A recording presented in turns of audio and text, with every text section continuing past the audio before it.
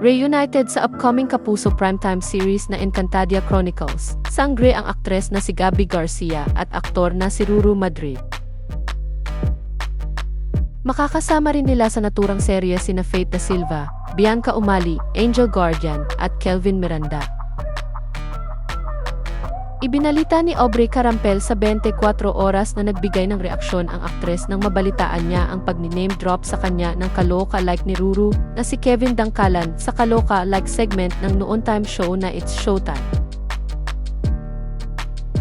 Sa naturang segment kasi ay tinanong Revice ang kaloka-like contestant kung sinong artista ang pinag-awayan ni Ruru Madrid at Bianca Umali at ang sagot nito ay Gabby. Maging ang jowa ni Ruru, na guest judge sa unang episode ng naturang segment, ay napabalikwas sa upuan niya nang marinig niya ang sagot ng contestant.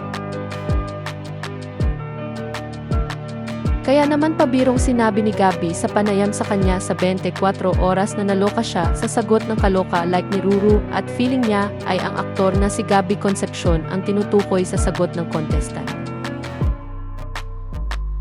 Pero sinabi rin ni Gabby sa naturang panayam na masaya siya kina Ruru at Bianca at masaya rin siyang makita silang dalawa na masayang magkasama. Anya, nakakaloka lang si kaloka-like. Alam mo, feeling ko si Gabby Concepcion talaga to. Parang hindi ako to.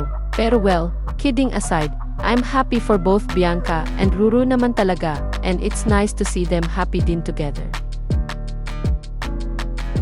Nakapanayam din si Ruru sa 24 Oras at doon ay sinabi ng aktor na masaya siyang makatrabaho niya muli si Gabby, na masaya na rin ngayon sa piling ng jowa nitong si Khalil Ramos. Anya, I am very happy rin for her na she's doing her own thing na yun talagang pinapangarap niya before. Ngayon ginagawa niya na, and I think kitang-kita ko naman din yung happiness niya with Khalil, matagal na rin sila. We're very happy para po sa kanilang dalawa. Matatanda ang tinanong ang aktor sa panayam sa kanya sa 24 Oras tungkol sa pangako niya sa kanyang jowa.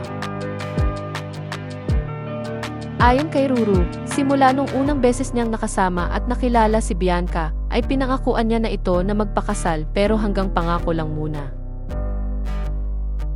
Nang tanungin naman si Ruru kung kailan ang kasal nila ng kanyang jowa, sagot ng aktor, malalaman natin iyan sa susunod na kabanata.